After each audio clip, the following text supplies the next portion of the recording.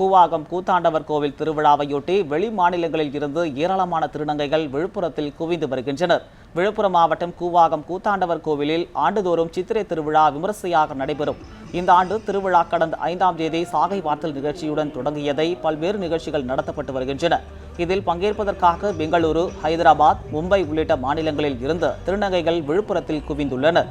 இந்நிலையில் இன்று நடைபெறவுள்ள மிஸ் கூவாகம் அழகி போட்டியில் பங்கேற்பதற்காக விதவிதமான ஆடைகள், மேக்கப் உபகரணங்கள் வாங்கி சந்தோஷமாக கொண்டாடி வரும் திருநங்கைகள் தங்குவதற்கு போதிய வசதி இல்லாமல் இருப்பதால் இதுகுறித்து அதிகாரிகள் நடவடிக்கை எடுக்க வேண்டும் என கோரிக்கை விடுத்தனர். லாஸ்ட் இயர் நான் தான் மிஸ் கூவாகம் ஃபர்ஸ்ட் ப்ரைஸ் வாங்கினேன். அந்த 1 இயர் எப்படி போச்சுன்னே தெரியல. இந்த 5 டேஸ் திருவிழாக்கா ரொம்ப சந்தோஷமாக இருக்குது. 4th and 5th டே தான் ரொம்ப முக்கியமான நாள். 4ஆம் நாள் தாலி கட்டுவோம் எங்கள் ஐயன் திருநாளில். 5ஆவது நாள் நாங்கள் தாலி எடுப்போம். அது எங்களுக்கு சோகமான நாள். நாங்கள் இந்த 5 நாள் திருவிழா வருஷத்துக்கு ஒரு தடவை எங்களுக்கு எல்லாருக்கும் எப்படி பொங்கல், தீபாவளி மாதிரி இந்த 5 நாள் எங்களுக்கு. இப்போ தேர்தல் வந்துட்டுருக்குது.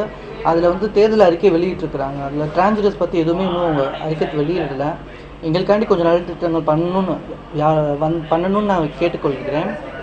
எனக்கு வீட்டு வசதி, வேலைவாய்ப்பு கொஞ்சம் பண்ணி கொடுத்தா நல்லாயிருக்கும். நான் இப்போ ஆக்ட் பண்ணிகிட்ருக்கிறேன்.